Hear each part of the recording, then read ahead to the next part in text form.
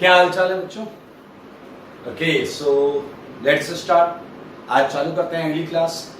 पिछली क्लास में हमने पढ़ा था enantiomer, meso compound, diastereomer, racemic mixture, enantiomeric excess, optical purity. और आपको याद हो लास्ट में हमने एक टेबल दी थी, याद है टेबल? उस टेबल की पहली 2 रो हमने कर ली थी और बाकी आपको होमवर्क दिया गया था। ये पूरा एक्सप्लेनेशन है, सॉल्यूशन है उसका। तो मैं चाहूंगा कि आप ये मैच करा लें, आपने जो किया होगा उससे। बहुत आसान है, ये देख सकते हैं आप, बहुत आसान। आप बहुत आराम से ये भी देख सकते हैं, डी और एल का आप एक्सेस और प्योरिटी के टर्म्स में भी निकाल सकते हैं, बहुत आराम से हो जाएगा ये। तो ये आपको ध्यान से मैच करा लेना है, आपने जो किया था। आई होप आपने किया होगा। इसके अलावा एनेंशियोमर, डायस्टेरियोमर्स और मेसो के क्वेश्चंस हैं जो मैं अभी आपको बताने जा रहा हूं। तो ये सारे लोग नोट कर लें, ठीक है?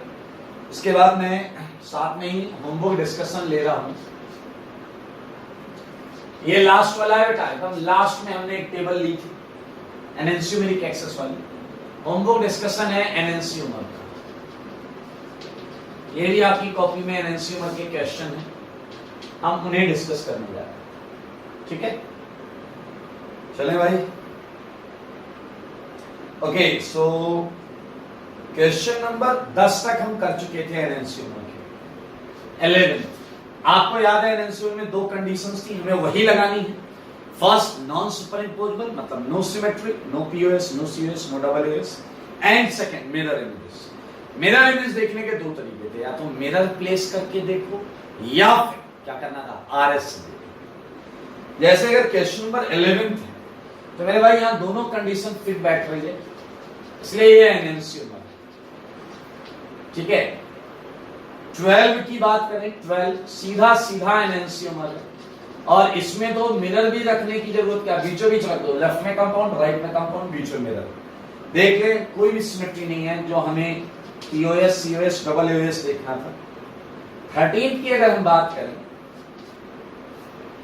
तो मेरे भाई यहां 3 कंपाउंड है, तो मैंने यहां 3 सेट बना लिए, 1 2, 1 and 3 एंड 2 and 3, ठीक है? अगर आप नोटिस करें तो 1 and 2 में बिल्कुल कंडीशन मैच कर रही है। 13 के फर्स्ट में कोई सिमेट्री नहीं है, और अगर आप 13 के फर्स्ट के आगे या पीछे मिरर रख दें तो सेकंड मिरर इमेज मिल जाएगी। तो ये है एनेंशियोमर। सिमिलरली आप 1 और 3 देखें, क्लियर कट एनेंशियोमर है। और मेरे भाई ये समझने वाली बात, अगर 1 2 एनेंशियोमर है, 1 3 एनेंशियोमर है, इसका क्या मतलब है? 2 1 की परछाई है और 3 भी 1 की परछाई है। दोनों परछाई है तो दोनों 2 और 3 तो आइडेंटिकल होने वाले, 2 और 3 तो आइडेंटिकल हो गए। देखो 14 से आपका परपेंडिकुलर सिस्टम चालू है। 14 से आपका परपेंडिकुलर सिस्टम चालू है, जिसमें मैंने बोला था कि अगर सिमेट्रीज नहीं है तो मिरर इमेज में कोई एक टर्मिनल ही चेंज होता है। तो आप देखें 14th देखें, 15th देखें, बिल्कुल सेम आंसर है। 14th और 15th का बिल्कुल सेम आंसर। क्या है आंसर? 1 and 2। ये एनेंशियोमर है। देखो 1 and 2 में एक ही टर्मिनल चेंज हुआ है। अगर मैं 14th में देखूं तो राइट वाला जो डैश वाला था वो आगे आ गया है 1 and 2 में। एंड 1 and 3, 1 and 3 देख लो भाई, लेफ्ट वाला टर्मिनल चेंज हुआ है और इसमें वाला चेंज। ये भी एनेंशियोमर, ये भी एनेंशियोमर। और बात खुलेआम करी जाए 2 and 3 की, मेरे भाई ये ऊपर वाला ही फंडा लगेगा। 2 भी 1 की इमेज, 3 भी 1 की इमेज, तो 2 और 3 आइडेंटिकल, 2 and 3 आइडेंटिकल, ठीक है? 16 17 18 मेरे भाई आप जरा ध्यान से देखो, 2 कंडीशन लग रही है। 16 भी परपेंडिकुलर वाला है, तो एक टर्मिनल चेंज हो रहा है, यानी कि वो मिरर इमेज है। एनेंशियोमर 17 में आपको दिया गया है ट्रांससाइक्लोऑक्टेन। ट्रांसाइक्लोऑक्टेन जीआई के नोट्स में एक बार आप जाकर रिवाइज कर लीजिएगा, वहां हमने साइक्लोऑक्टेन में जीआई की बात की थी।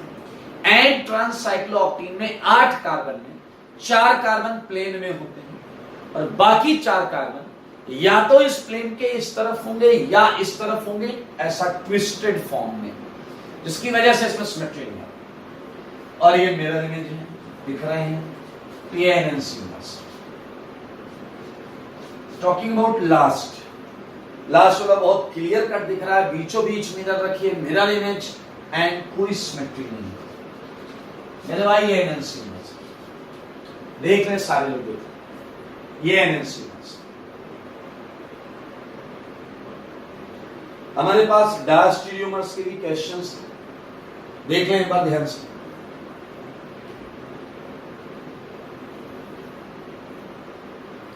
इन्हें हटा देते हैं ताकि हम डायस्टीरियोमर्स और मीजो के क्वेश्चंस कर सकें।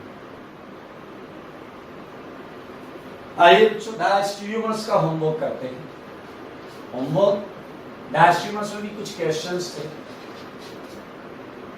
डायस्टीरियोमर्स, ठीक है। क्वेश्चन नंबर 4, डायस्टीरियोमर्स का सिंपल फंडा, अगर स्टीरियो आइसोमर एनएनसियोमर नहीं है तो डायस्टीरियोमर, तो 4 पर एप्लीकेबल हो रहा भाई साहब, ए डायस्टीरियो। अच्छा चलो मुझे बताओ, क्या 5वां क्वेश्चन याद आया? 5वां क्वेश्चन एनएनसियोमर में भी दिया था और वहां लिखा था नॉट एनएनसियोमर, इसका क्या मतलब? डायस्टीरियोमर। आपको याद है 5वें में क्या खासियत थी? इसके सल्फर पर देखो लोन पेयर है, इसकी वजह से ये काइरल सेंटर है, और मेरे भाई इसकी मिरर इमेज नहीं है, इसलिए ये डायस्टीरियो। 6 सेंटर में एक जगह को चेंज कर दिया तो डायस्टीरियोमर आ गया। सेम 7th में all are diastereomers of each other, all are diastereomers of each other, सब एक दूसरे के डायस्टीरियोमर्स। देख लिया 7th में 3 कंपाउंड है। 8th मजेदार, 8th डायस्टीरियोमर, और अगर आप ध्यान से देखो तो हम इसे एपीमर भी बोल सकते हैं, क्योंकि एक ही सेंटर पर चेंज हुआ है, और ये है एपीमर। आई मीन दोनों में से कोई भी नाम दे, स्पेसिफिकली एपीमर बोलते हैं। मेरे भाई हमने डायस्टीरियोमर्स का होमवर्क कर लिया इसी के साथ, ठीक है। होमवर्क मीजो का भी था, मीजो कंपाउंड। मीजो कंपाउंड बहुत आसान था, हमें कम से कम क्या चाहिए? 2 कायरल सेंटर और कम से कम एक पीओएस, सीओएस या डबल एओएस में से कोई एक। थर्ड मीजो है पीओएस की वजह से, मीजो है पीओएस की वजह से। फोर्थ मीजो है पीओएस की वजह से। फिफ्थ मीजो है पीओएस की वजह से। सिक्स्थ बड़ा मजेदार है, मीजो है सीओएस की वजह से, सेंटर ऑफ सिमेट्री है। देखें आप, पीओएस नहीं है 6th में, 2 कायरल सेंटर है 6th में, जहां जहां मिथाइल लगा है। 7th में मीजो तो है लेकिन सेंटर ऑफ सिमेट्री की वजह से, 2 कायरल सेंटर है जहां सीएल लगा है। 8th not meso, 8th not meso, क्योंकि मेरे भाई इसमें कोई भी कायरल सेंटर नहीं है। यहां लिखो नो कायरल सेंटर, कोई कायरल सेंटर नहीं है, इसलिए 8 में 2 तो चाहिए कम से कम। तो ये आपका क्या हो गया? ये है होमवर्क डिस्कशन, जो पिछली क्लास का थ्योरी कॉपी का था, इसे हम हटाएंगे और हम आज अपनी आगे की थ्योरी लेकर चलेंगे। चलिए बच्चों, जैसा कि आपको पता है हम एनेंशियोमेरिक एक्सेस ऑप्टिकल प्योरिटी तक कर चुके हैं। आज हम जो टॉपिक करने जा रहे हैं बहुत मजेदार टॉपिक है, सही है। आपको याद है जब हमने एनेंशियोमर्स लिखा था तो एनेंशियोमर्स के नोट में हमने लिखा था कि एनेंशियोमर्स की फिजिकल प्रॉपर्टीज सेम होती, और उसी में एक पॉइंट लिखा था फिजिकल प्रॉपर्टीज मतलब बॉइलिंग पॉइंट भी सेम होती, और एक पॉइंट लिखाया गया था enantiomeric mixture can not be separated by fractional distillation method. यानी कि अगर कंटेनर में एनेंशियोमर्स पड़े हैं तो उन्हें आप फ्रैक्शनल डिस्टिलेशन मतलब कंटेनर के नीचे आग लगा के वेपर बनाकर डिस्टिलेट फॉर्म में अलग नहीं कर सकते, क्योंकि दोनों एक साथ वेपराइज, तो मिक्सचर ही रहेगा। आइए, तो हमारा आज का जो टॉपिक है बहुत मजेदार टॉपिक है, और वो है मेथड ऑफ सेपरेशन। ध्यान से देखें, मेथड ऑफ सेपरेशन ऑफ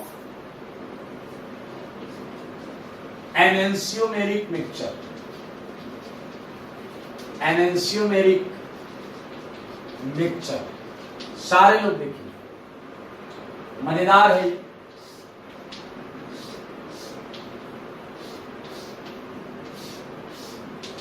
ठीक है, एनेंशियोमेरिक मिक्सचर को हम देखेंगे कैसे अलग कर सकते हैं। हमें ये तो पता है फ्रैक्शनल डिस्टिलेशन से अलग नहीं कर सकते। फ्रैक्शनल डिस्टिलेशन पर हमने बात की थी, क्योंकि बॉइलिंग पॉइंट सेम होगा। आइए मेरे भाई, 3 मेथड्स हैं। पहला मेथड, ये मेथड सुनकर आप आश्चर्यचकित हो जाएंगे, मैकेनिकल मेथड। ये है मैकेनिकल मेथड। ये सुनकर अक्सर लोग मुस्कुराते हैं और दिमाग नहीं लगाते। मैकेनिकल मेथड एक कंटेनर है, उसमें एनेंशियोमर्स पड़े हैं। मैकेनिकल मेथड बताता है हैंड पिक मेथड। ऐसा पिक करो, अच्छा यू आर डी, इधर चलो, अच्छा यू आर एल, इधर चलो, ऐसे हैंड पिक मेथड। अब आप कहोगे ऐसा कैसे हो सकता है? सुनो सुनो सुनो, ध्यान से सुनो। Mechanical method, it's something like hand pick method for enantiomers in mixture। अब आपको हाउ इट इज पॉसिबल, मेरे भाई यही समझने वाली बात है, ध्यान से सुनना। फर्स्ट पॉइंट, कंडीशन क्या है साफ साफ समझो। एनेंशियोमर्स मस्ट बी, पहली बात क्रिस्टलाइन होने चाहिए, उनके क्रिस्टल्स होने चाहिए, तभी आप केवल उन्हें पिक कर सकते हैं। Must be in crystalline stage, crystalline stage में होना चाहिए। बट एक मजेदार चीज ये है, अच्छा बच्चा सोचेगा कि सर मान लो मैंने ऐसे एक क्रिस्टल को पकड़ लिया और एक क्रिस्टल को और पकड़ लिया, now how can we know that one is D and one is L? Okay, logically D और L में क्या डिफरेंस होता है? They are non-superimposable। तो मेरे भाई, उन्हें देख कर आप पता कर पा रहे हो, ये मैकेनिकल मेथड, उन्हें देख कर पता कर पा रहे हो, यानी कि उनके क्रिस्टल की ज्योमेट्री में भी एसिमेट्रिक नेचर होगा। मतलब you can not superimpose by, you can find it just by observing कि उनका जो शेप होगा वो भी नॉन सुपरइम्पोजेबल होगा। तो मेरे भाई सेकंड पॉइंट है geometry of crystal must be asymmetric, that's why we can identify। चलो, अब आपको ये सब थोड़ा कम समझ में आया, अरे तो टेंशन मत लो, पूरा छोड़ो। Not in IITJ। मेरे भाई ये मेथड वैसे भी बहुत पॉपुलर नहीं है, क्योंकि सोचो अगर एक कंटेनर 1 मोल D डाल दिया गया और 1 मोल L डाल दिया गया, तो ऐसा उठा के अलग करने में आपका पूरा जीवन लग जाएगा। और तो और आप अपनी वसीयत में लिख कर जाओगे बच्चों से अलग जरूर करना। 1 मोल में पता है कितने D होते हैं, 1 मोल में पता है कितने L होते हैं? तो मेरे भाई this method is actually not suitable for large samples. Clear? तो ये मैकेनिकल मेथड फर्जी है, हटा दो इसे, आईटी के लिए काम का नहीं। सेकेंड, बायोलॉजिकल मेथड भी हम ले सकते हैं। मेरे भाई इस मेथड में क्या करते हैं, ध्यान से सुनिए। इस मेथड में से कंटेनर है, D पड़ा है और L पड़ा है। हम बाहर से एक एंजाइम, बैक्टीरिया इस टाइप का कुछ यूज करते हैं, ईस्ट और एंजाइम। ऐसे एंजाइम्स किसी एक एनेंशियोमर को कंज्यूम कर जाते हैं, खा लेते हैं। तो मेरे भाई एक अकेला बच गया। तो एक तरीके का ये separation. In such methods in such methods enzymes having affinity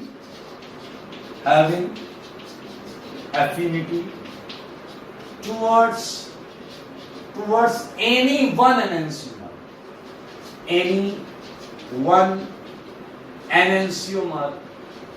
is added in mixture, हटा देता हूं in mixture। सही है मेरे भाई, आपको समझ में आ गया कि यार ये तरीका भी बहुत अच्छा नहीं है, क्योंकि दो मिक्स थे, एक खत्म ही हो गया, ऐसे अलग करने को क्या अलग करना कहते हैं मेरे भाई। ये भी आईआईटी में नहीं है, हैप्पी हो जाओ। टीचर कह रहा है ये है ना मजेदार चीज, आप हर टॉपिक में यही लिखा दो, आनंद आ जाएगा, नॉट नाइट। लेकिन मेरे भाई अगला पॉइंट जो पढ़ रहे हो वो आपके आईआईटी में है और बहुत बार आया है मेरे भाई। ये है केमिकल मेथड, ये है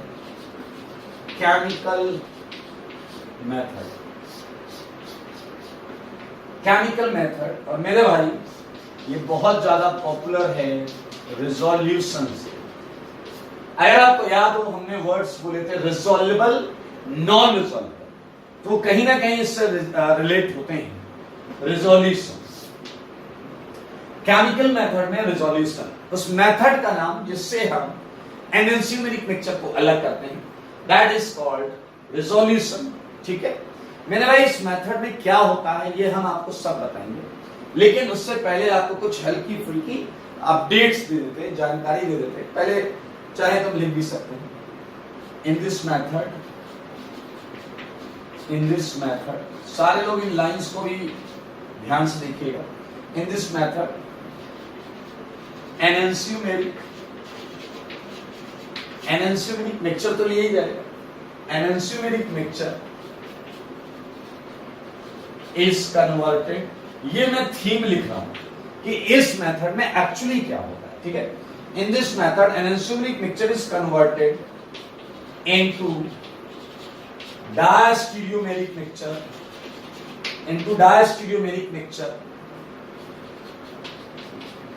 by using excess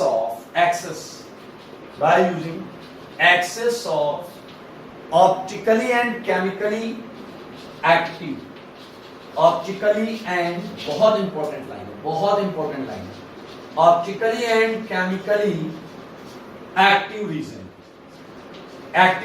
मेरे भाई रिजोल्यूशन का ये पूरा सार है, अभी आप क्वेश्चन में समझ जाओगे।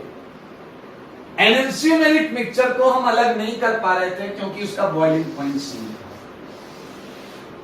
तो मेरे भाई हम इसे कन्वर्ट कर लेते हैं। सुना आपने, कन्वर्ट कर लेते हैं। किसमें कन्वर्ट कर लेते हैं? डायस्टीरियोमेरिक मिक्सचर में। लेकिन मजेदार चीज क्या याद रखनी चाहिए आपको, यूज क्या करते हैं? Excess of optically and chemically active region, बाहर से ये डाला जाए तभी जाकर अच्छा फायदा क्या है? एनएंशियोमेरिक मिक्सचर आ जाएगा डायस्टीरियोमेरिक मिक्सचर, जिसका बॉइलिंग पॉइंट अलग होता है। और हम क्या करेंगे, ऐसा कंटेनर के नीचे आग लगाकर फ्रैक्शनल डिस्टिलेशन करके हम उन्हें अलग कर लेंगे, क्योंकि उनका बॉइलिंग पॉइंट तो अलग होता है। मेरे भाई ये है रिजोल्यूशन, जैसे अब हम डिटेल में पढ़ने जा रहे हैं विद एग्जांपल। मैं ये सब हटा रहा हूं और एक एग्जांपल के तहत हम इसे समझेंगे। आइए बच्चों, रिजोल्यूशन में आपको मैंने बताया एनएंशियोमेरिक मिक्सचर को डायस्टीरियोमेरिक मिक्सचर में बदलते हैं।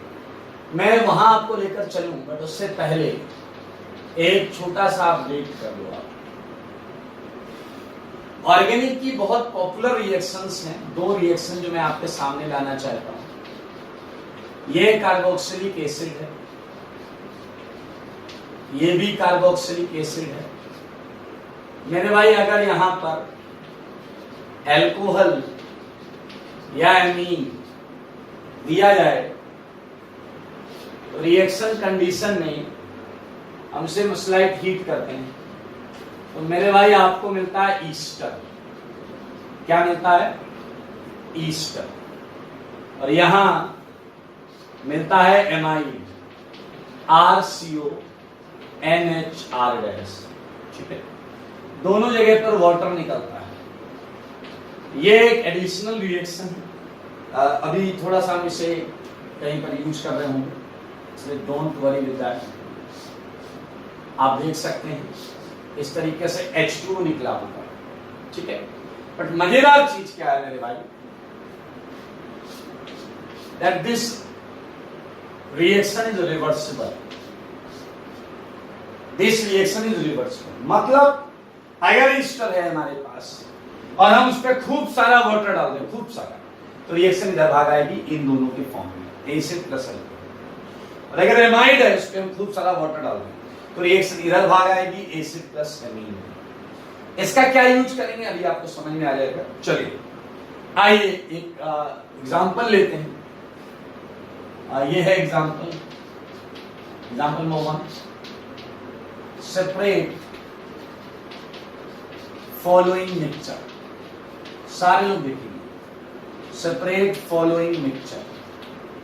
देखिएगा मजेदार कॉन्सेप्ट, मजेदार कॉन्सेप्ट मेरे भाई। ये कंटेनर है, दिख रहा है सबको, कंटेनर, कंटेनर में एसिड है, मिथाइल, हाइड्रोजन, मिथाइल, और ये है आपका COOH। सारे देखो सारे, ये मिथाइल, इधर है इथाइल, ये है हाइड्रोजन। इथाइल यहां कर दिया, हाइड्रोजन यहां कर दिया। अगर आप ध्यान से देखो तो ये दोनों एनएनसियोमर्स हैं, एनएनसियोमर्स हैं। एक बच्चा कह रहा परछाई, हाँ ये परछाई है एक दूसरे, मेरे भाई एनएनसियोमर्स। ये क्या हो गया, एनएनसियोमेरिक मिक्सचर। और आपको पता है इनका बॉइलिंग पॉइंट क्या है, सेम है, आप चाहकर भी अलग नहीं करा सकते। 1 2, ये S और ये R, आप चेक कर लें, RS से चेक कर लें मेरे भाई। ये दो एसिड कंटेनर के अंदर बैठे, मस्त बिंदास है। मेरे भाई कुछ साइंटिस्ट हैं जिन्हें किसी एक्सपेरिमेंट के लिए किसी एक एसिड की आवश्यकता पड़ी, तो साइंटिस्ट चला आया, उसने R वाले एसिड से कहा, R वाले एसिड तुम बाहर आओ।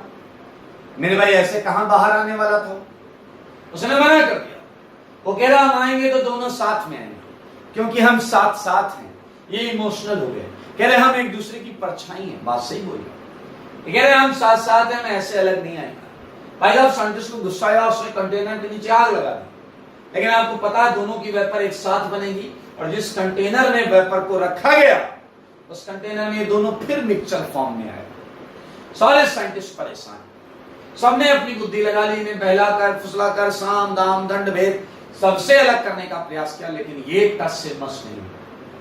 फिर सारे साइंटिस्टों ने सोचा क्यों ना किसी हाईली टैलेंटेड बंदे से सलाह ली जाए, और सारे के सारे साइंटिस्टों ने मुझसे बात की, और उन्होंने कहा सर ये दो एसिड का मिक्सचर है, एनएनसियोमेरिक मिक्सचर, सर अलग नहीं हो रहा है। मैंने कहा okay, let me handle it, okay. मैं मेरे भाई वहां पहुंचा, मेरे पहुंचते ही दोनों ने चरण स्पर्श किया, बोला सर क्या हाल चाल है। मैंने कहा बेटा मैं ठीक हूं, तुम लोग कैसे हो। मैंने कहा यार तुमने क्या बवाल मचा रखा है, तुम लोग अलग क्यों नहीं हो रहे। भाई साहब इमोशनल हो गए, कह रहे सर हम साथ साथ हैं, ये हमारी परछाई है, और आप भी हमें अलग करने आए हो क्या। मेरे भाई मुझे समझ में आ गया मामला इमोशनल है, सेंटिमेंटल है और इमोशनल है। मैंने कहा ना भाई ना, मैं तो ऐसे ही इधर से गुजर रहा था, सोचा तुमसे मिलना है। इन दोनों ने कहा वो सब ठीक है, लेकिन कोई चालाकी कोई साजिश नहीं होनी चाहिए। मैंने कहा कोई साजिश नहीं। मेरे भाई मैंने तुरंत एकदम नया प्लान बना लिया था। पुरानी मूवीज देखी आपने, पुरानी मूवीज में अगर किसी से कुछ पूछो और वो नहीं बता रहा होता है तो उसे अपन किधर लेकर जाते हैं, मधुशाला। मधुशाला जानते हैं, उधर बैठाते, उधर उसे खूब पिलाते, उसके बाद वो तो बताता ही है जो अपने को जानना था, दो चार नई चीजें और बताता है। फॉर्मूला नंबर 36 यही वाला लगाते हैं। मैंने तुरंत मामला पलट दिया। मैंने कहा यार मैं तो इधर से गुजर रहा था, मैं तो तुम्हें पार्टी के लिए इनवाइट करने आया। अब सुनना, आप देखना, ये लोग जो हैं, ये एसिड जो है वो अल्कोहल के लिए एकदम डेस्परेट रहता है। एसिड अल्कोहल के लिए डेस्परेट रहता है। एसिड अल्कोहल को देखकर जल छोड़ देता है। देखिए आपके सामने सारी कहानी। मैंने इनसे कहा यार आज शाम को पार्टी थी, तुम्हें बुलाने आए थे, इसने कहा हम अकेले नहीं आए, मतलब मैं अकेला नहीं आऊंगा, हम दोनों साथ में आएंगे। मैंने कहा तुम दोनों के लिए ये कपल एंट्री है, आ जाना ये दोनों साथ में। मेरे भाई इन्होंने कहा सर थैंक यू, आपने हमें पार्टी के लिए इनवाइट किया। जब मैं वहां से जाने लगा तो इन्होंने पीछे से आवाज दी कि सर रुको। मैंने कहा क्या हुआ? इशारे में बोलते हैं व्यवस्था है, आप समझिएगा। ये कह रहे सर व्यवस्था है क्या? मैंने कहा मतलब? कह रहे सर मतलब समझो ना, व्यवस्था है क्या? मेरे भाई मैं इसका मतलब समझ गया। ये देखो इसी की बात कर रहे थे, इसी की बात कर रहे थे। मैंने कहा है व्यवस्था है, तो इन्होंने बोला दो बात का ख्याल रखना, दो बातों का। पहला, कम नहीं पढ़नी चाहिए। पहला, कम नहीं पढ़नी चाहिए। क्या भेजे में कुछ गया? वो क्या बोलना चाह रहे हैं? कम नहीं पढ़नी चाहिए का मतलब एक्सेस। दूसरा उन्होंने कहा ब्रांडेड होनी चाहिए, ब्रांडेड। मैंने कहा भाई साहब ये देखो ब्रांडेड बना रहे, क्या शौक है इनके। मैंने कहा कौन सा ब्रांड चलेगा? सुनना, ब्रांड का मतलब सुनना। मैंने कहा कौन सा ब्रांड चलेगा? मैंने कहा आर ब्रांड या एस ब्रांड। उन्होंने कहा वो आप डिसाइड कर लेना। मेरे भाई समझो, बाहर से जो चीज आएगी वो एक्सेस होनी चाहिए, एक्सेस। दूसरी बात ऑप्टिकली एक्टिव होनी चाहिए। ब्रांडेड का मतलब ऑप्टिकली एक्टिव था। अगर मैं इथाइल की जगह भी एच कर दूं तो ये देसी अल्कोहल हो जाएगा, और आप देखेंगे रिएक्शन के दौरान, प्रोसेस के दौरान उससे कोई फायदा नहीं होगा। ब्रांडेड लिया है, याद रखना जरूरी, कंडीशन मस्ट है, एक्सेस बहुत मस्ट है। तीसरी बात क्या है? OH एसिड को पसंद भी है। तुम पार्टी में क्या लेकर चले गए? ब्रांडेड मिल्क लेकर चले गए। अब एक गधे को उसे पसंद ही नहीं, वो उससे रिएक्ट ही नहीं कर रहा। मेरे भाई मान लो मैं यहां लगा दूं बेंजीन, फिनाइल, तो वे वो एक्टिव तो तब भी होगा, फिनाइल मिथाइल HEP, एक्सेस भी होगा, लेकिन एसिड उस कंपाउंड से रिएक्शन नहीं करेगा। एसिड अल्कोहल और एमीन से बहुत कॉमनली रिएक्शन करता है। तो ये देखिए मेरे भाई, बेसब्री से इंतजार कर रहे हैं आप लोग भी पार्टी का। शाम हुई और पार्टी चालू हुई। सारे देखो बोर्ड पर, सारे देखो बोर्ड पर। मेरे भाई एसिड में जैसे ही एक्सेस अल्कोहल देखा दौड़ पड़ा। मेरे भाई बताओ एसिड और अल्कोहल ऐसा जल छोड़ देंगे या नहीं? बोलो ऐसा जल छोड़ेंगे या नहीं? ये है MEHEP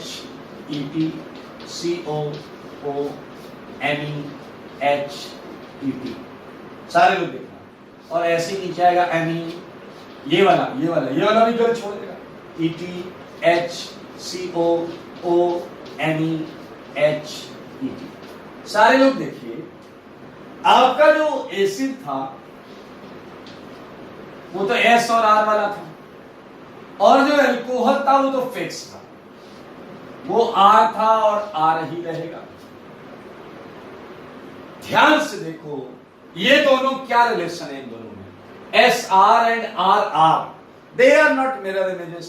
तो भैया ये क्या हो गया? ये डायस्टीरियोमेरिक मिक्सचर, ये डायस्टीरियोमेरिक मिक्सचर है। मेरे भाई इन्होंने मन भर के अल्कोहल यूज किया, और रात में जब मैं पहुंचा पार्टी खत्म होने के बाद, तो भाई साहब ये S वाला एसिड फैला पड़ा था, उसके हाथ में देखो बॉटल ही अभी भी फंसी हुई है। ये R वाला भी फैला था, उसके हाथ में भी ये बॉटल फंसी हुई है। दोनों को कोई सुध नहीं, बस फैले पड़े। मेरे भाई क्या आपको समझ में आ गया फंडा? फ्रैक्शनल डिस्टिलेशन करो, अब नीचे आग लगाओ। अब अगर आप नीचे आग लगाओगे तो इनका बॉइलिंग पॉइंट अलग अलग है, और अगर बॉइलिंग पॉइंट अलग अलग है तो बताओ क्या ये अलग हो जाएंगे या नहीं? ये अलग कंटेनर में जाएगा, क्योंकि जिसका बॉइलिंग पॉइंट कम होगा वो पहले वेपर बनेगा। मेरे भाई मैं यहां बना देता हूं। ये है मिथाइल, ये है H, ये है इथाइल, ये है CO, ये है मिथाइल, ये है H, ये है इथाइल। एक ये ईस्टर है अलग, और ये एमी, ये ET, ये H, ये CO, ये O, ये एमी, ये H, और ये क्या आ गया भाई साहब? ET। तो ये अलग अलग हो गया, क्योंकि इनका बॉइलिंग पॉइंट अलग अलग था, तो हम इन्हें अलग अलग। मेरे भाई ईस्टर बन चुका है। अब सोचो अगले दिन की बात करते हैं, 12 बज गए, ये उठ ही नहीं रहा है, हैंगओवर में पड़ा हुआ है। मेरे भाई अपन ने क्या किया? अपन ने एक बाल्टी जल इसके मुंह पे मारा। एक बाल्टी जल एक्सेस में लोगे तो रिएक्शन वापस आ जाएगी। तो मेरे भाई इसका पूरा का पूरा जो नशा था वो उतर गया। क्या आप देख पा रहे हैं क्या? MEHET और यहां क्या है? COOH। और यहां देखिए, क्या सच बताओ इन्हीं को अलग करने का प्रयास किया था हमने या नहीं? ये देखिए, ये अलग अलग हो गए मेरे भाई। ये कौन सा था? ये S वाला है, ये R वाला है मेरे भाई। जब इसकी आंख खुली, इसने अपने आप को अलग कंटेनर में पाया, इसकी आंख खुली, इसे अलग कंटेनर में पाया। ये इसे देख के, ये इसे देख के इमोशनल हो गए, चिल्ला पड़े, नहीं ये नहीं हो सकता। मैं वहीं पर खड़ा था, मुझे देख कर कह रहे सर धोखा दिया आपने। मैंने कहा बेटा ऑर्गेनिक में और समझ गए जंग में सब जायज है मेरे भाई। ये देखिए खूबसूरती से हमने एनेंस्यूमेरिक मिक्सचर को अलग कर लिया। And what was the concept behind that? Enantiomeric mixture dash यूमेरिक मिक्सचर में कन्वर्ट कर लो बाय using appropriate external access of chemically and optically active reason। ये optically active भी है, chemically भी active है, acid alcohol। That's why this is the resolution process। Look at board।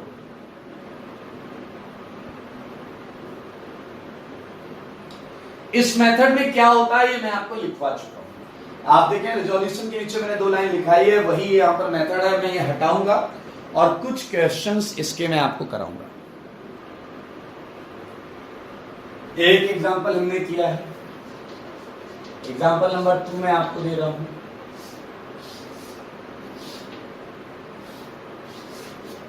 अगर हमारे पास मिक्सचर होता, प्लस एंड माइनस का मतलब होता है रेसमिक मिक्सचर। प्लस वाला भी है, माइनस वाला भी, वो भी रेसमिक मतलब 50-50%। क्या है? 2 ब्यूटेनॉल। मतलब इसके अंदर कितने एल्कोहल हैं? 2 एल्कोहल है, प्लस वाला भी है, माइनस वाला भी। अगर आपके एल्कोहल का मिक्सचर होता, मेरे हिसाब से बाहर से एसिड डालते थे। जब एसिड का मिक्सचर था, एल्कोहल डाला। आप देखिए डैश ट्यूमेरिक मिक्सचर बन जाएगा, डैश ट्यूमेरिक मिक्सचर बन जाएगा। सोचो अगर +-2 ब्यूटेनॉल होता, 2 एल्कोहल होते, और ये वाला मैं 2 एसिड डाल देता। 2 है मतलब ये भी रेसमिक, ये भी रेसमिक, और ये 2-मिथाइल ब्यूटेनोइक एसिड। अरे इसी का नाम लिख दिया, 2-मिथाइल ब्यूटेनोइक एसिड।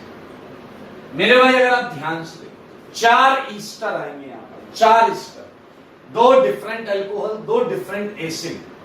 हर एल्कोहल हर एसिड से रिएक्शन कर सकता है। 4 ईस्टर आएंगे। ये तो बस मैं रिएक्शंस पूछ रहा हूं आपसे, nothing new with that. Example 4, एक रिएक्शन करने जा रहे हैं जो बहुत इंपॉर्टेंट है, जिसमें कई लोग गलती करते हैं, तो आप गलती नहीं करिएगा, इसलिए मैं एग्जांपल 4 आपको करा रहा हूं, जो कि बहुत इंपॉर्टेंट है। आपको बताना है विच ऑफ द फॉलोइंग, घर से करके लाइएगा, ठीक है? बहुत अच्छा question. Which of the following can be used, can be used, क्या यूज कर सकते हैं? To convert okay enantiomeric mixture, enantiomeric mixture of acid into diastereomeric mixture. वही क्वेश्चन हुआ एक तरीके से जो मैंने अभी आपको कराया है, बॉक्स बना के पीछे वाले उसमें कराया है। आपसे मैं पूछ रहा हूं बाहर से क्या क्या ऐड किया जा सकता है, वो एक्सटर्नल रीजन का क्वेश्चन है। इनटू डायस्टीरियोमेरिक मिक्सचर, इनटू डायस्टीरियोमेरिक मिक्सचर, ठीक है भाई?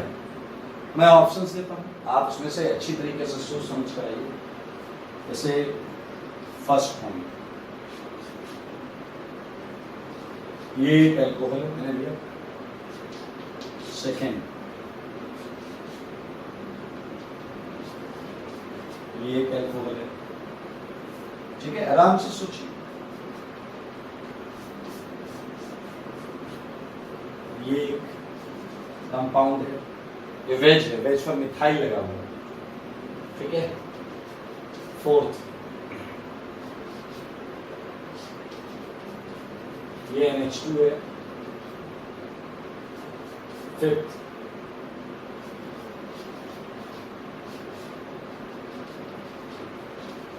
ये NH2 है।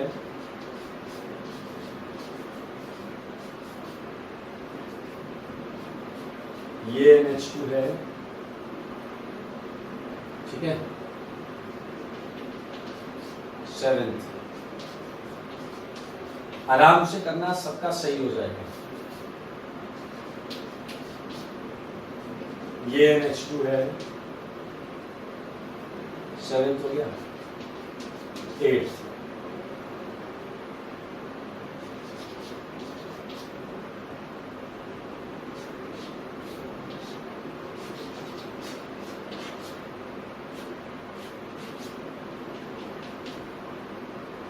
ये NH2 बहुत सारे बना सकता हूँ, that's why it's very much required कि आपको कॉन्सेप्ट क्लियर होना चाहिए, ठीक है। एंड नाइन्थ,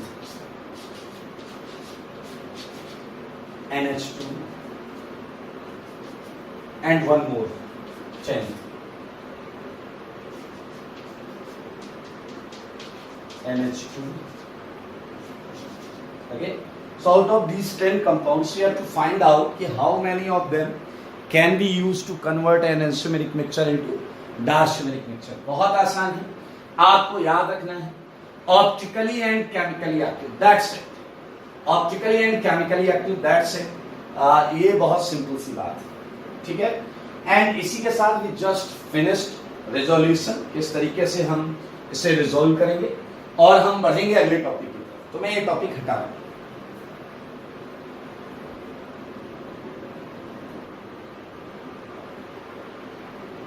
ओके, मेरे भाई अगला टॉपिक बहुत मजेदार है, ठीक है। आइए इस टॉपिक के बारे में जानते हैं। इस टॉपिक का नाम है रेसिमाइजेशन। ये छोटा सा टॉपिक है, बहुत बड़ा नहीं है। कोई गेस करेगा रेसिमाइजेशन क्या होता है? कोई गेस करेगा रेसिमाइजेशन क्या होता है? रेसिमाइजेशन बहुत ध्यान से सुनो। कई बच्चे कहते हैं रेसिमिक मिक्सचर का बनना रेसिमाइजेशन, ये आधा सत्य है। ये गलत नहीं, बट ये आधा सत्य है। रेसिमिक मिक्सचर का बनना रेसिमाइजेशन होता है, लेकिन आप जब स्टार्ट करोगे, प्रोसेस का नाम है racemisation, a process in which a racemic mixture is obtained. लेकिन आप शुरुआत किसी एक ऑप्टिकली एक्टिव कंपाउंड से करोगे, किसी एक ऑप्टिकली एक्टिव कंपाउंड से करोगे। एज ऑल वी नो कि D plus L equal equal 50-50, ये है रेसिमिक मिक्सचर, एग्री। लेकिन स्टार्ट आपको या तो D से करके बनाना है तो हम बोलेंगे इसे रेसिमाइजेशन, या फिर L से बनाना है तो हम बोलेंगे इसे racemisation. Either you are starting with pure D, pure D means 100% D, either you are starting with pure L, 100% L। और ये याद रखना, जिस कंपाउंड से स्टार्ट किया है उसी का रेसिमिक मिक्सचर बनना चाहिए, उसी का रेसिमिक मिक्सचर बनना चाहिए। इन शॉर्ट हम इसे ये भी बोल सकते हैं, सारे लोग देखें कि आपने स्टार्ट किया D से, मान लेते हैं, तो T इक्वल टू 0 पर D कितना है? 100%। ध्यान से सुनो, इसी का रेसिमिक मिक्सचर बनाना है। आपने कोई रीसेंट ऐड किया, suppose it's a P, and आधा D इसमें कन्वर्ट हो गया। इसी की मेरा रिलेशन, इसी की मेरा रिलेशन। तो शुरुआत में तो नहीं था, लेकिन इक्विलिब्रियम जब आएगा, बताओ ये 50-50 ही रहेंगे या नहीं? बताओ इक्विलिब्रियम जब आएगा तो 50-50 नहीं, क्योंकि आपको पता है D और L की स्टेबिलिटी बिल्कुल सेम है। तो मेरा भाई स्टेबिलिटी से ही परसेंटेज डिस्ट्रीब्यूशन होता है। तो अब आप समझे, दिस फिनोमेना इज रेसिमाइजेशन। ध्यान से, formation of A racemic mixture, this is a racemic mixture. Formation of A racemic mixture starting with an optically active 100% pure, optically pure compound, either D or L. It doesn't matter, you are starting with L. If L is there, तो D उधर हो जाएगा। Meanwhile, this is all about Riemannian, and at equilibrium you can find out K equilibrium one angle, both are equal, and अगर मैं alpha observe की बात करूं it would be zero, clear cut, दोनों बराबर बराबर है तो जीरो आएगा, ये प्लस घुमाएगा माइनस घुमाएगा net zero, and concentration same है तो K इक्विलिब्रियम वन आएगा। तो मेरे भाई डेफिनेशन सुनना सारे लोग, Riemannian मैं लिख रहा हूं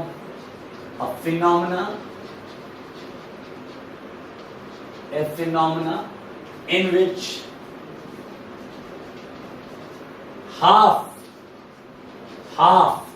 50%, half of optically pure,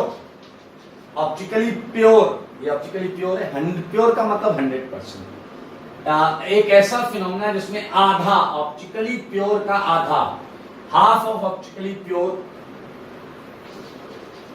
compound converts into its own mirror image, आधा एक ऑप्टिकली प्योर कंपाउंड का उसकी खुद की मिरर इमेज में, its own mirror image is known as Riemannian, is known as Riemannian है ना आसान। Here is the example and this is all about Riemannian. Okay, so we can have दो examples कर लेते हैं छोटे छोटे, ठीक है। देखो इसके examples पूरी ऑर्गेनिक में फैले हुए, हर रिएक्शन में मतलब हर चैप्टर में ऐसा रिएक्शन हो सकती है, इस तरीके की रिएक्शन हो सकती है। अभी मैं दो एग्जांपल्स वही कराऊंगा जो हमने पढ़ ली है, ठीक है, जो हमने पढ़ ली है। लाइक एग्जांपल 1, सारे लोग देखेंगे, मैंने एक कंपाउंड दिया आपको प्लस, अब देखिए आपको जो कंपाउंड दिया जाएगा वो पहले ही बताया जाएगा कि ऑप्टिकली प्योर है, प्लस दिया है, ठीक है, प्लस 2 मिथाइल ब्यूटेनल, ये कंपाउंड है, प्लस 2 मिथाइल ब्यूटेनल,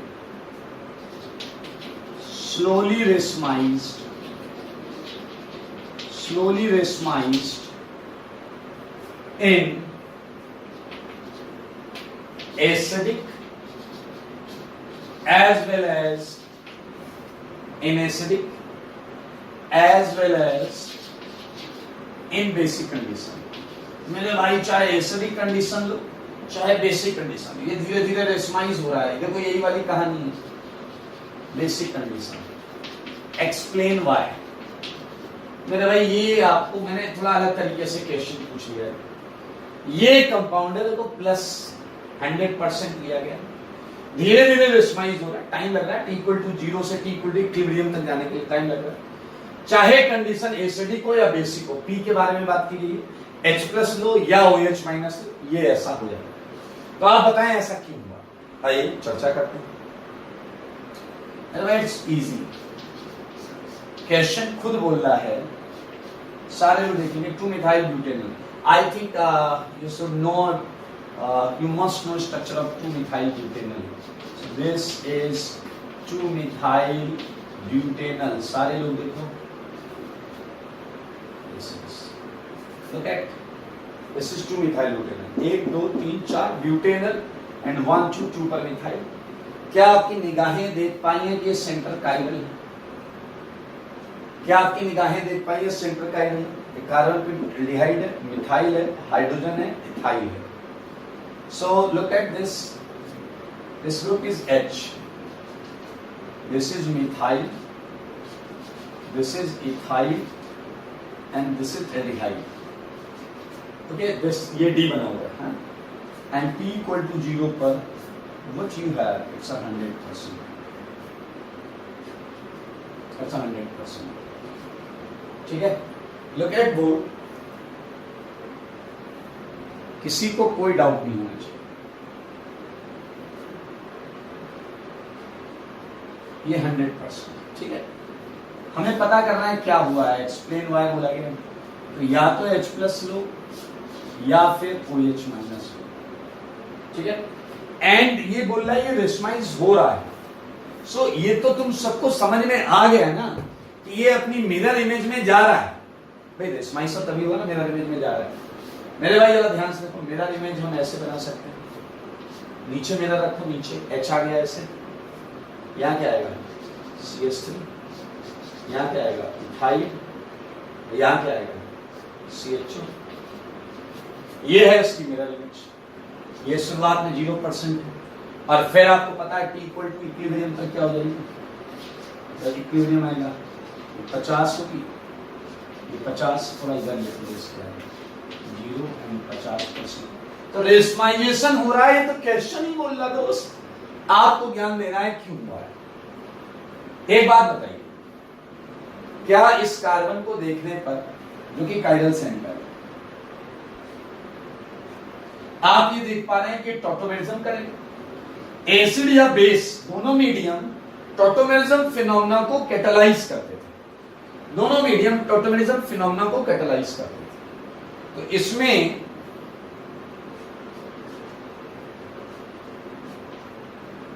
चाहे आप ये लो चाहे ये लो, एसिडिक मीडियम में देखिए ये टॉटोमराइज हो जाएगा। तो मेरे भाई अगर ये टॉटोमराइज होगा तो आपको मिलेगा इनॉल, H आया O पर बॉन्ड गई है, लेकिन जब बॉन्ड यहां जाएगी तो क्या आप देख पा रहे हैं आपको ऐसा इनॉल मिलेगा? क्या आप देख पा रहे हैं ऐसा इनॉल मिलेगा? और क्या आपकी निगाह ये भी देख पा रही है ये ऑप्टिकली इनएक्टिव है? ये कैसा है? ऑप्टिकली इनएक्टिव, ये ऑप्टिकली इनएक्टिव है। मेरे भाई एसिड और बेस ने इस कीटो को टॉटोमराइज किया, लेकिन आप सबको पता है कीटो ही डोमिनेट करता है। तो ये जो H है ये इस कार्बन पर ऊपर और नीचे दोनों तरीके से वापस अटैक कर सकता है। ये H इस कार्बन पर ऊपर और नीचे दोनों तरीके से अटैक कर सकता है। सोचो अगर ये H ऊपर से जाएगा तो रिएक्शन पीछे जाएगी, ये कीटो बनेगा, और ये H इस कार्बन पे अगर नीचे से जाएगा, बिकॉज प्लेनर पर दोनों तरफ से अटैक हो सकता है, तो ये वाला बनेगा। So I think it's quite easy to explain in acidic और बेसिक कंडीशन टॉटोमेरिज्म फिनोमेना की वजह से ये स्लोली रेशमाइज होने लगता है। और मेरे भाई एक बुद्धि लगाओ, मैं तो जनरलाइज करके बोल रहा हूं, दुनिया के हर रेशमाइजेशन फिनोमेना में जो इंटरमीडिएट आएगा वो इंटरमीडिएट ऑप्टिकली इनएक्टिव ही आएगा, वो इंटरमीडिएट ऑप्टिकली इनएक्टिव ही आएगा। अच्छा एक बात बताओ, अगर इस प्रोसेस में तुम्हारी काइरल सेंटर की बॉन्ड टूटी ही नहीं होती, अरे तो ये कॉन्फ़िगरेशन ऐसे का ऐसे ही रहता, तो कोई रेशमाइजेशन देखने को नहीं मिलता। मेरे भाई ये देखो, ये तो यही वाली बॉन्ड तोड़ी ना आपने, तो दोबारा जब आया तो टॉप बॉटम दो केसेस होंगे। मेरे भाई देख लेंगे, बहुत सिंपल सा है आपके सामने रेशमाइजेशन का पहला एग्जांपल। ऐसे और भी क्वेश्चंस आपसे पूछे जा सकते हैं, तो लुक एट, मैं इसे हटाऊंगा और आगे के क्वेश्चंस आपको बताऊंगा।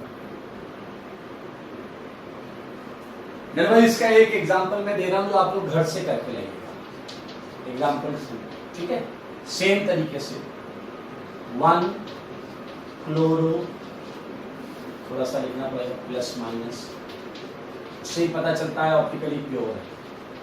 1 chloro 1 phenyl ethane, clear,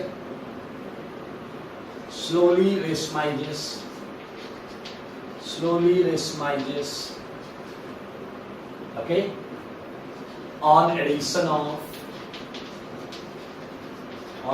of Lewis acid, okay,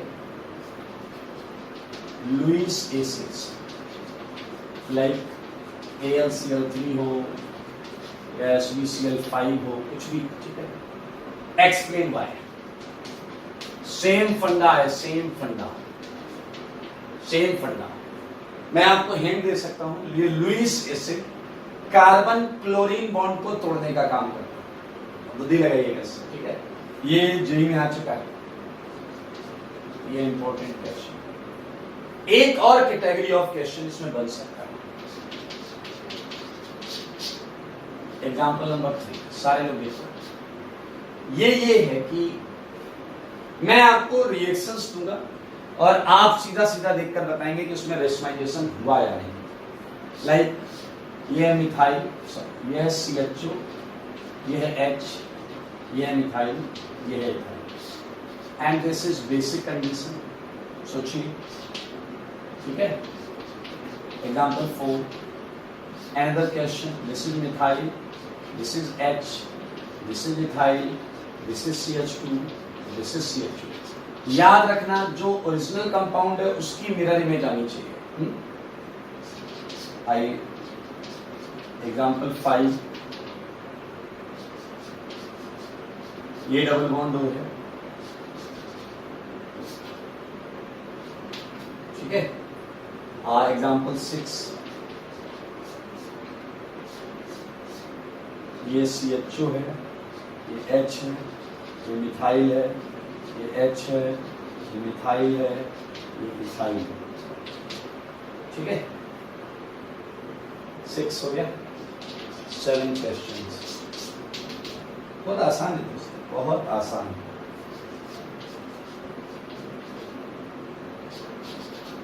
ये मिथाइल है, ये इथाइल है, ये मिथाइल, ये example 8।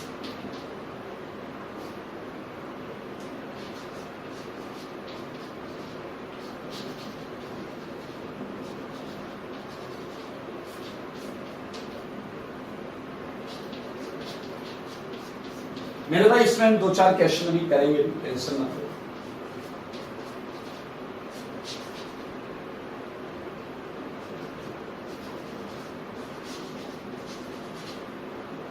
Okay, so it's example number 9। चलिए आइए, मेरे ख्याल से एग्जांपल 3 वही है जो अभी हमने पीछे सॉल्व किया था, 2-मिथाइल ब्यूटेनल। आप जरा ध्यान से देखिए, ये वाला H है जो टॉटोमराइज होगा और ये काइरल सेंटर से जुड़ा है। ये एग्जैक्टली वही क्वेश्चन है जो हमने पीछे एग्जांपल नंबर 1 किया था, ठीक है, same question. But look at question number 4। यहां तो रेशमाइजेशन होगा, यहां रेशमाइजेशन हो जाएगा, इसकी मिरर इमेज बन जाएगी। बट इन दिस केस आपका ये वाला H इन्वॉल्व होगा, क्योंकि आपको पता है टॉटोमेरिज्म अल्फा से ही होता है, टॉटोमेरिज्म अल्फा से ही होता है। तो आप देख सकते हैं एक भी येलो कलर की बॉन्ड टॉटोमेरिज्म में इन्वॉल्व नहीं है, तो मेरे भाई यही कंपाउंड बनेगा, इसकी मिरर इमेज बन ही नहीं सकती। यही H टॉटोमराइज करेगा, तो इससे इस काइरल सेंटर की सेहत पे फर्क नहीं पड़ेगा। तो मेरे भाई यहां वर्ड होगा नो रेशमाइजेशन, नो रेशमाइजेशन, और यहां रेशमाइजेशन। मेरे भाई एग्जांपल 5 देखना बेवकूफी है, क्योंकि आपको बोला गया ऑप्टिकली प्योर कंपाउंड लेना है। मेरे भाई ये इनएक्टिव है, ये इनएक्टिव है, तो यहां रेशमाइजेशन नहीं होगा।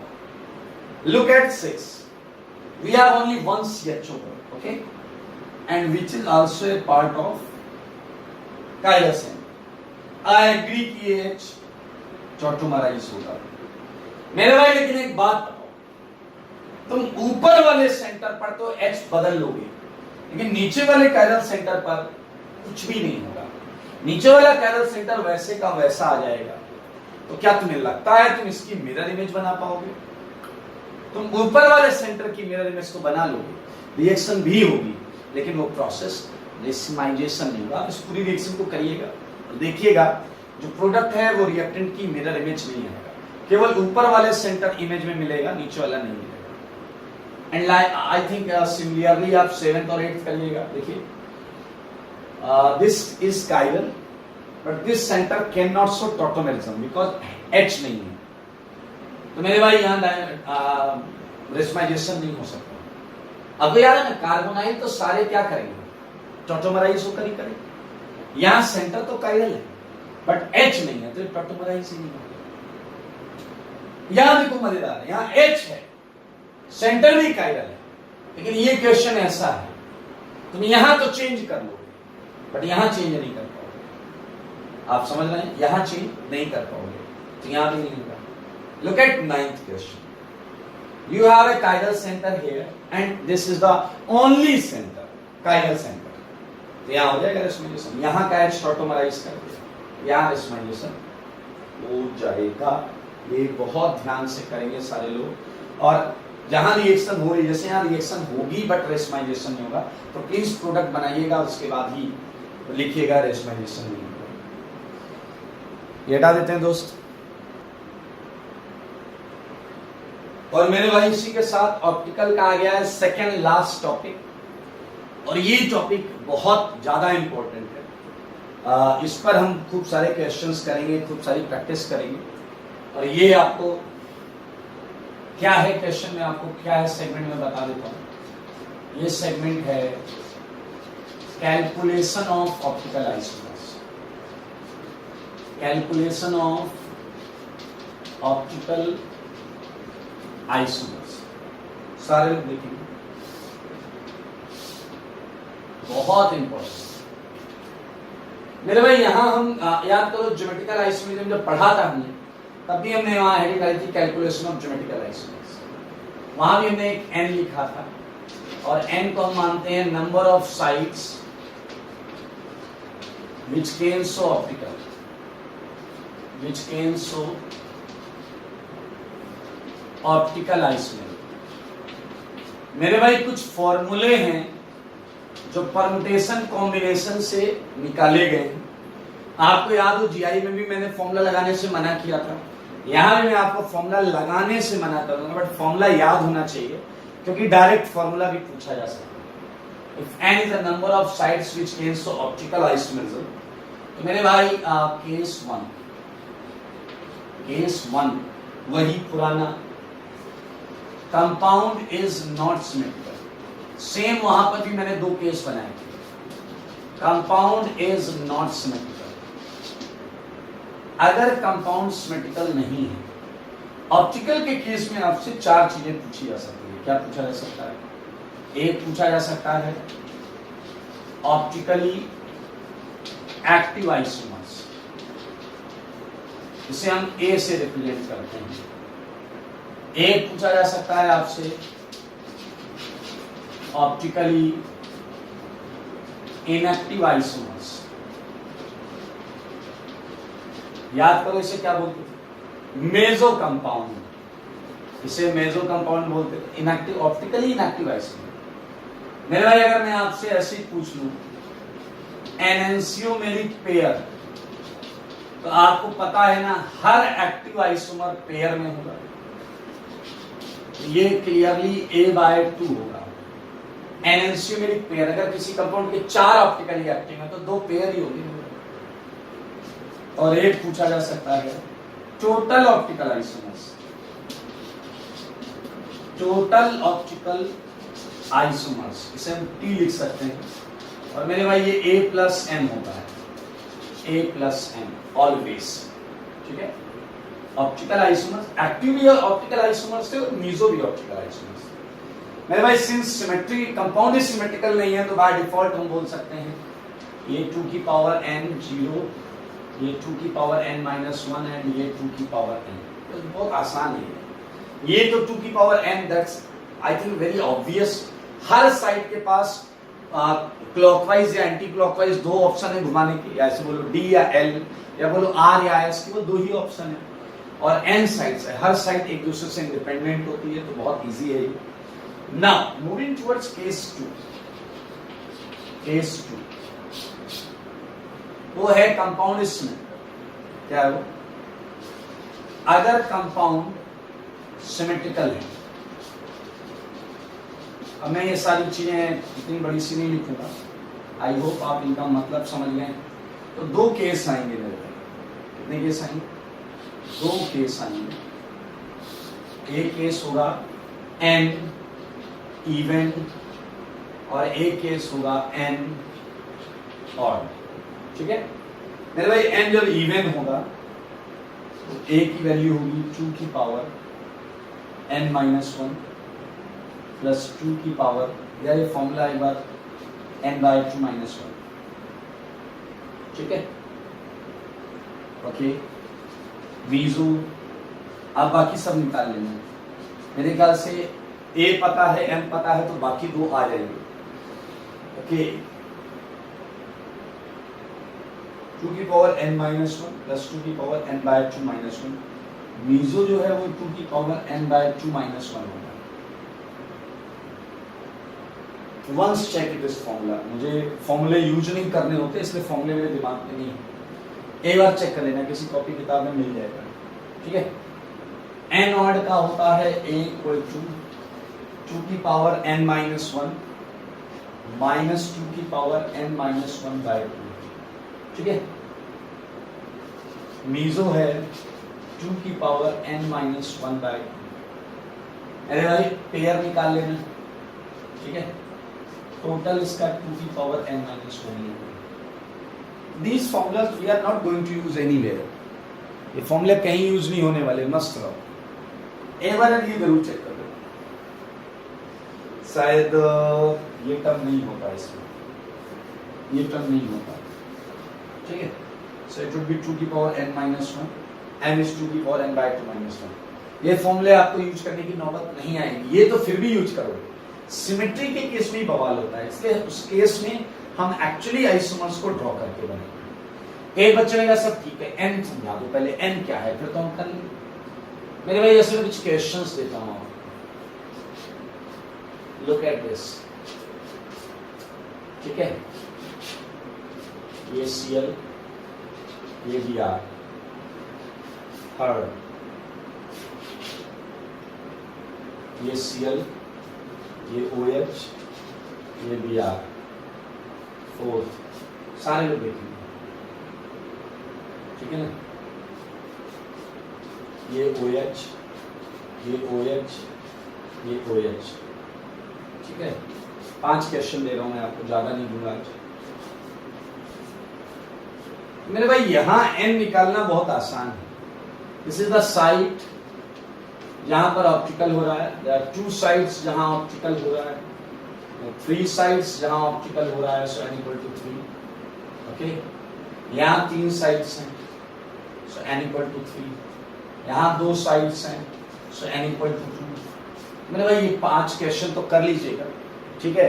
अगली क्लास में हम इसके आगे चलेंगे और बहुत अच्छे अच्छे क्वेश्चंस करेंगे, लगभग हम 35 क्वेश्चन तक शायद करें इसके उसमें।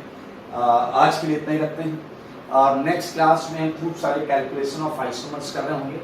2 क्लास के बाद आपका मैकेनिज्म चैप्टर स्टार्ट, ठीक है। आज के लिए